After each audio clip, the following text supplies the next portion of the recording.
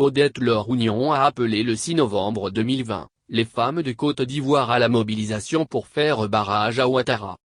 C'est avec la présidentielle de 2010 que M. Alassane Ouattara a fait son entrée dans le processus électoral en tant que candidat exceptionnel. Depuis, la Côte d'Ivoire est coutumière des passages en force du candidat RDR à l'occasion des échéances électorales.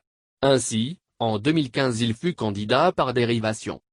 Ainsi, même en 2020, bien qu'inéligible au regard de la Constitution, M. Ouattara a tenté de se maintenir au pouvoir en se portant candidat, et en organisant la présidentielle du 31 octobre, sans qu'aucune condition pour une élection juste, transparente et apaisée ne soit remplie.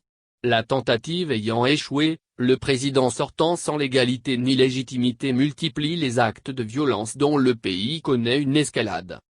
Une situation des plus inacceptables, rappelle.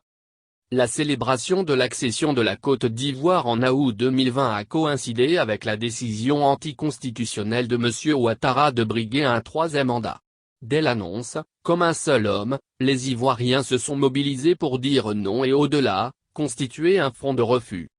L'opposition politique désormais rassemblée, la société civile et l'immense majorité des Ivoiriens se sont naturellement dressés contre cette forfaiture inacceptable. Face à l'entêtement du régime à effectuer un passage en force pour la énième fois, l'opposition a décrété la désobéissance civile qui a débouché sur le boycott réussi de la présidentielle 2020.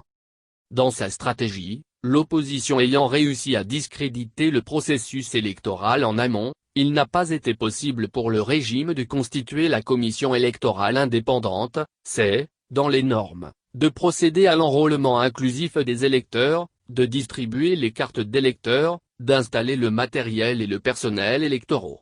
Résultat, il n'a pas été possible pour le pouvoir d'organiser le scrutin du 31 octobre 2020 dont la tentative s'est soldée par un échec cuisant. Les faits sur le terrain, les rapports des missions d'observation, les morts avant, pendant et après les élections, la confusion dans les résultats diffusés par la CEI attestent profondément de l'échec du régime. Il montre en revanche le triomphe de la volonté du peuple de ne pas voir M. Ouattara briguer un troisième mandat en violation de la Constitution. L'échec de la tentative a ouvert conséquemment la vacance de la présidence de la République. L'opposition, prenant ses responsabilités, a décrété la transition dans la perspective d'élections crédibles et ouvertes. Au lieu de tirer les leçons de cette situation difficile, le pouvoir multiplie les actes de violence gratuite qui font craindre le pire, une fois de plus en cette période post-électorale. Avant la tentative d'organisation des élections, les manifestations pacifiques de l'opposition dans le cadre de l'opération de désobéissance civile ont injustement essuyé des contre-manifestations de violence extrême.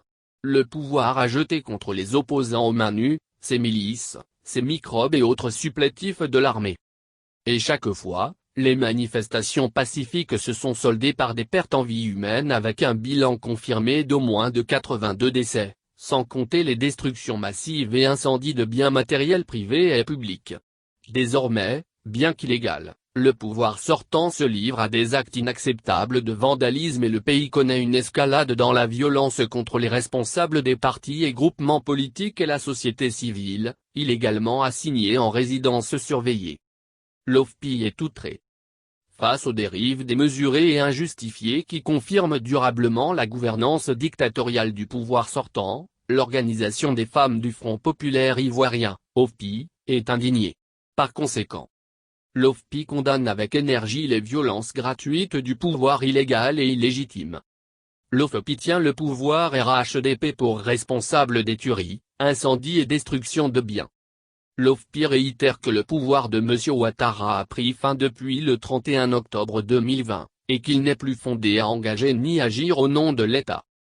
L'OFPI s'incline devant la mémoire de chaque Ivoirien qui a trouvé la mort.